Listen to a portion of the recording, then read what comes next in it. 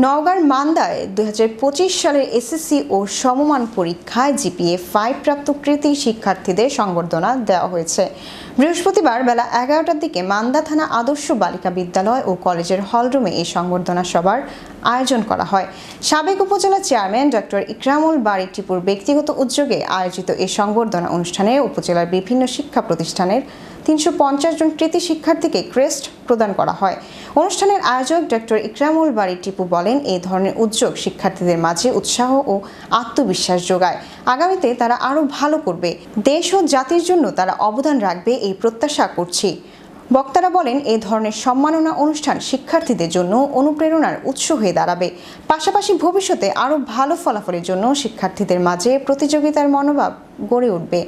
অনুষ্ঠান শেষে কৃতী শিক্ষার্থীদের হাতে সম্মাননা ক্রেস্ট তুলে দেওয়া হয়।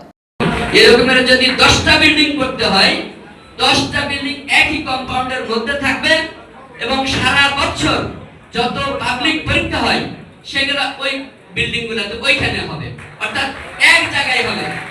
নাতে একদিন এসএসসি পরীক্ষার সেন্টার 5টা, 5 সেন্টারে 5টা কোয়ালিটি মেইনটেইন হয়।